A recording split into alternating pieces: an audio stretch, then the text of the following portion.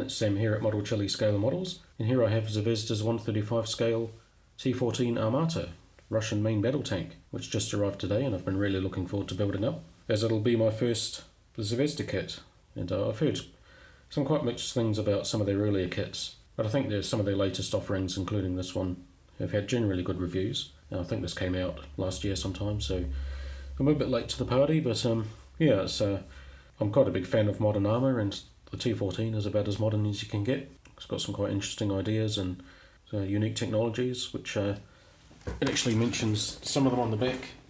And I think this was written up by the actual company that designed the tank, which is the Ural Vagon Zavod company. And I apologise to any Russian viewers, I've probably brutalised that pronunciation.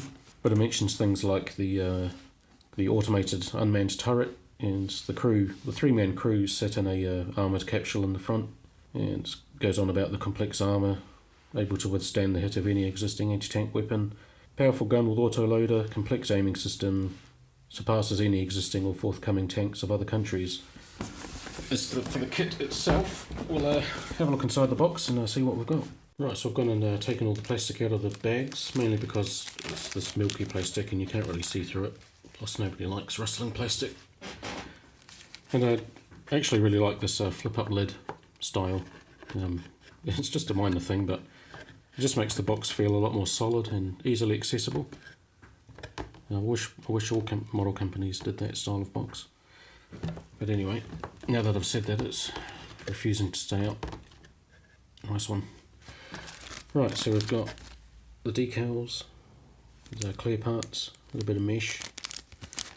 I won't go over these in too much detail, I'll just give you a quick overview of what's in the box, instructions, and then we've got all the sprues.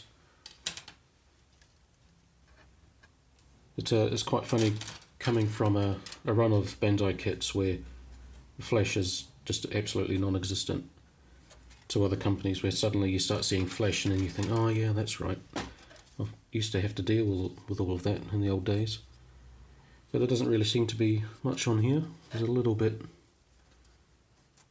of run off there, but so far it's looking pretty clean and neat, which is nice. And this has actually got separate track links and long flat pieces, which I've not actually built before, believe it or not. So that'll be quite a bit of a first for me. Look at the lower hull. It's all pretty solid, pretty sharp. I guess we'll see how the fit goes, but so far it's actually looking quite nice. Some really nice detail on the upper hull there.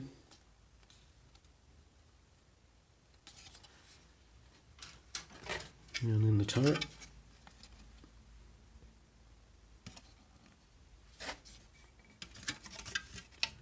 Right, so let's get building.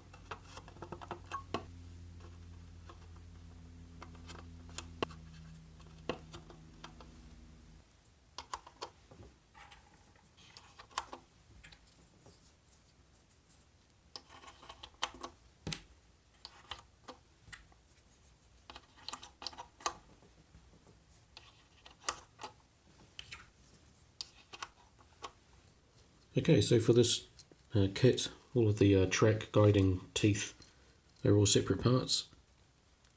So they all come with the right length, so you just got to attach the long piece to the long piece of track there. And it's the same for each individual piece of track. You've got to attach the guiding teeth separately. And so it's a bit more work than usual vinyl track, but at least it's not as much work as building up separate track links, which I've had to do before. So it's kind of a mix of both, really.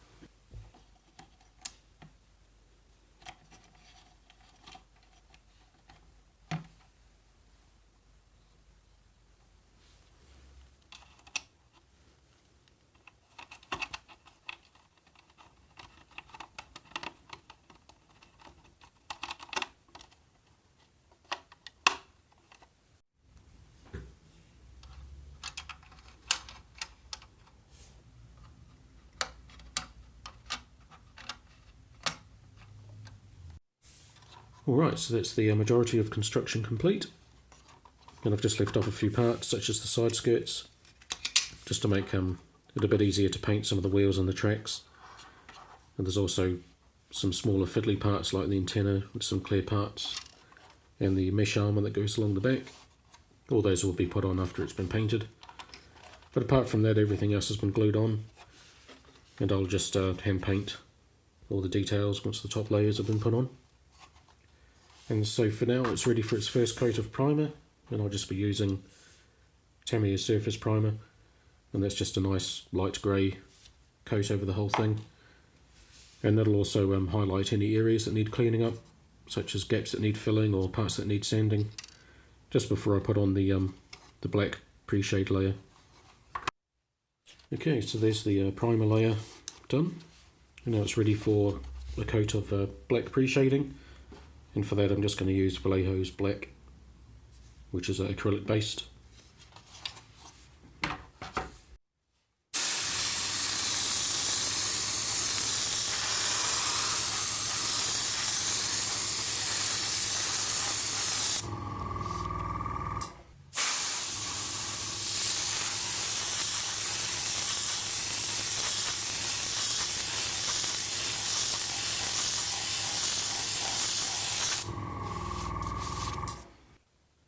And for the main base coat, I'm going to be using Vallejo's Russian green, of course.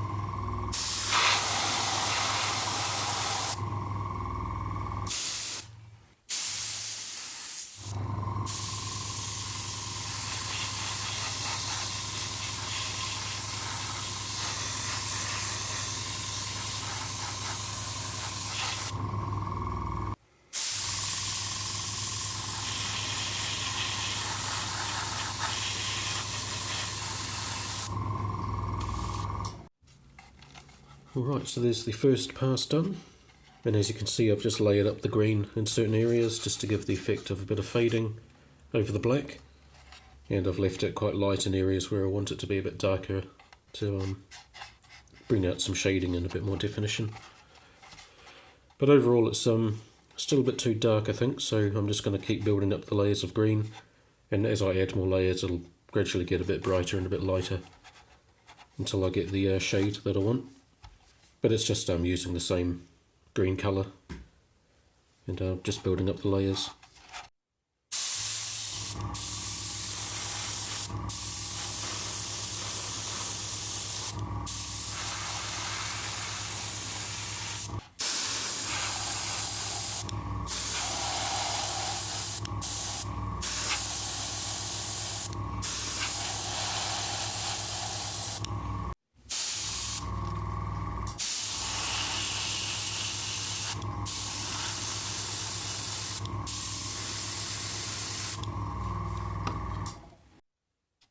Right, so that's all the spraying done, and as you can see I've attached the mesh armour to the back there, and then just sprayed with the black and then the green over the top. And the green panels are coming out nice and bright, so I'm quite happy with how that's come out, all the highlights and the shading. And I'm sticking to the green colour scheme. The box does have a really nice camouflage, but all the T-14s, all the reference photos I've seen online, they're all this colour, from what we've seen in parades and demonstrations and stuff, so I think the box art is more of a what-if scenario, imagining the T-14 in a combat situation, which we haven't actually seen yet, well, as far as I know. So yeah, so I'm going to stick with the green, which I kind of like actually. I was tempted to do the camo, but quite happy to stick with this for now. So closer look at the side skirts, pretty much just the same technique as the rest of it, just the black and then the green highlights over the top. And so now it's ready for its first clear coat of Tamiya TS13 clear, and that will seal in all the paint behind a layer of lacquer, and that'll get it ready for decals, weathering and a wash.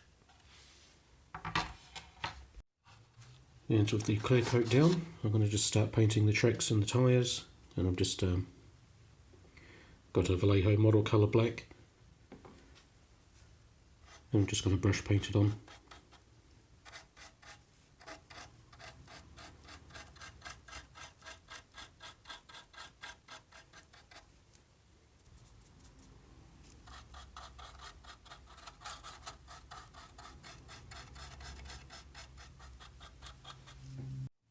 Now with the tracks painted black, I'm just going to dry brush on a bit of gunmetal, just to bring out a bit of metal weathering on the tracks.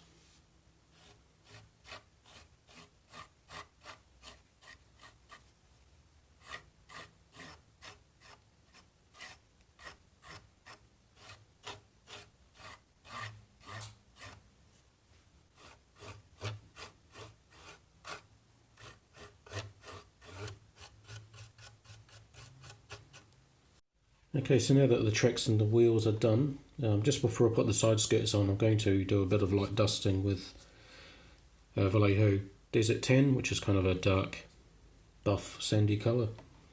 And I'm just going to do the wheels and the inside of the tracks just before I put the skirts on.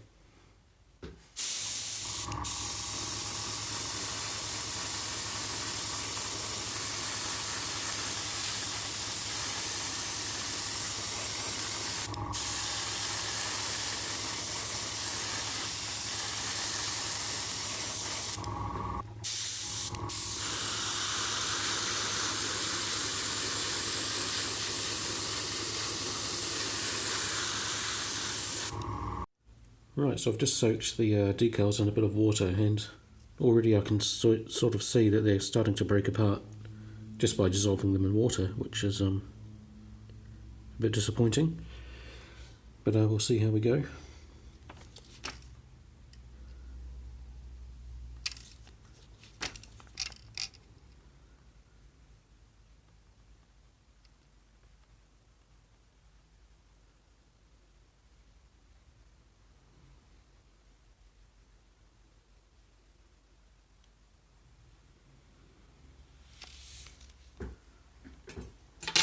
Well, thankfully that one stayed together. But you can kind of see cracks all along the decal there, where it's starting to come apart. And you know, the kit isn't even that old, so they don't even have that excuse. So just poor quality decals, I'm assuming. And this one's got a huge crack in it. This one might just come apart in a minute.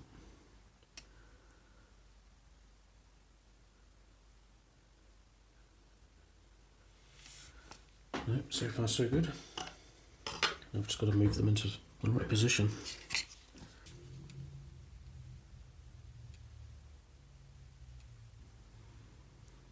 I'm just really gently coaxing it back a little bit. I just don't want it to disintegrate.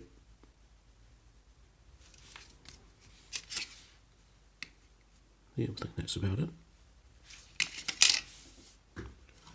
And I've also just attached a little badge to the turret. This was actually for the camouflage version, but I thought it was quite a nice touch just to put on this one, since it's only 3 decals on this whole kit.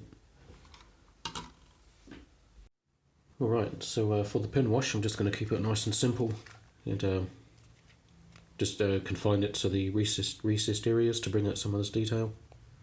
And for that I'm just using Vallejo's olive green wash, which is just a really nice dark green to complement the overall colour scheme.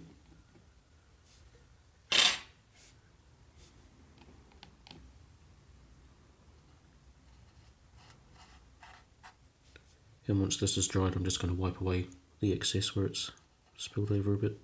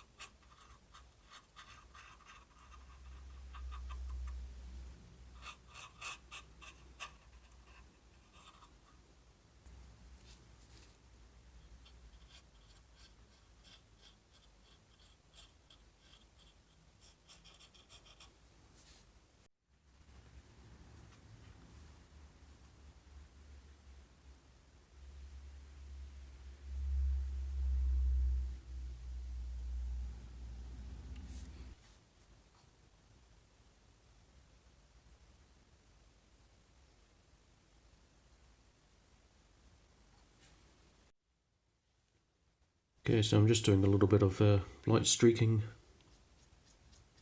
just using the base colour, the Russian green, using 5 parts of that to 1 part white, just to lighten up the colour a bit, and then just getting a bit on the brush and then removing most of it with a paper towel, just to dry brush on. A little bit of streaking where things like dust and other bits have gathered up and then washed down with rain or water. And keeping it pretty light because I want this to be fairly new and a clean tank, which is why there's not going to be any chipping. Just little bits of dust and little bits of streaking, and little bits of dirt splatter, but dirt patches. But apart from that, it's going to be fairly clean.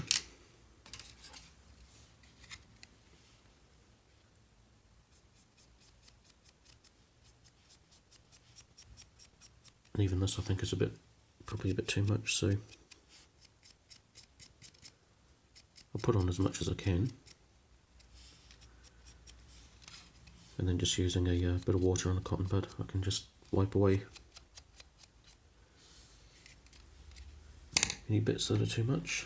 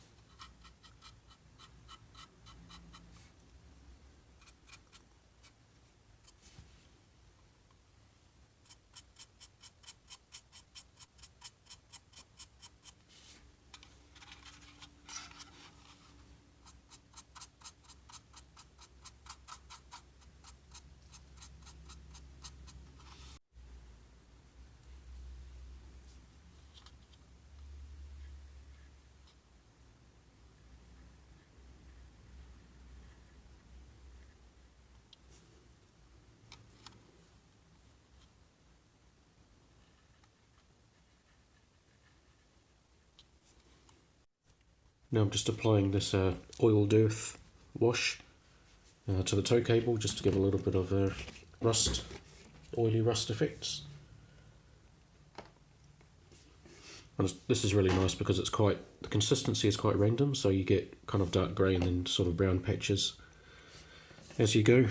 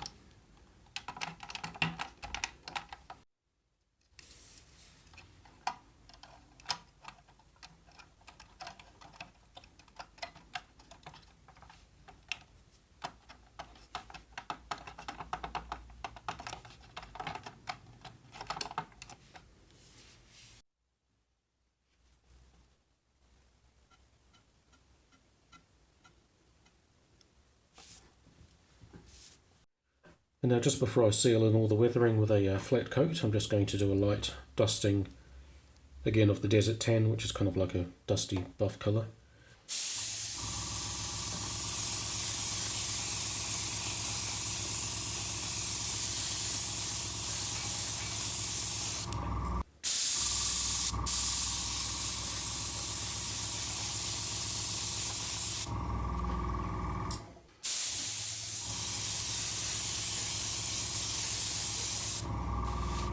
And now just using a bit of black to add a bit of exhaust soot.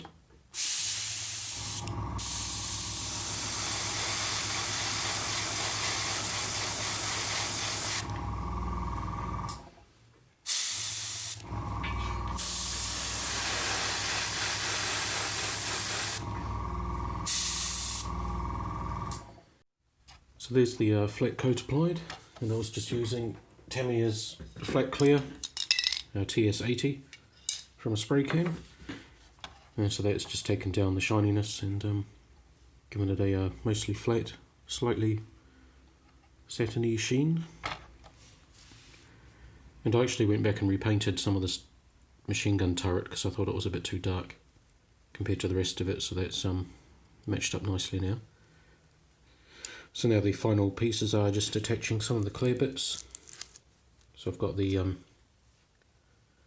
TV camera lens that goes on the little viewport at the top of the machine gun turret, and just the headlamps, and then we're done. Alright, so here it is, all complete. And so yeah, I've had a lot of fun building this kit, and I'll definitely recommend it to anyone thinking of buying the T-14 or any other modern armour really. And apart from the decals which I pointed out earlier, the kit went together without any issues really. I'm quite happy with the overall quality. There weren't any major gaps and all the pieces fit together quite well, so yeah, I'll be sure to look out for other Zvezda kits in the future. Might even start up a little Russian tank collection. I know they have quite a good line of Russian tanks, so yeah. And I hope you've enjoyed watching the build.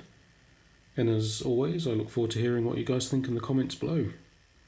And the same if you have any questions about the tools or paints that I've used, I'll be only too happy to help. And I will be putting up photos of the build on my various social channels, so you can check those out. I'll put the links in the description below. And yeah, so thanks for watching, and until next time, take care. T-14 Armata, which is Russia's latest. The T-14 Armata, which is Russia's latest. I really need a scriptwriter. surpasses any existing or forthcoming tanks of other countries. So it's quite a boastful claim they've got going there, but and it'll actually be my first Zvezda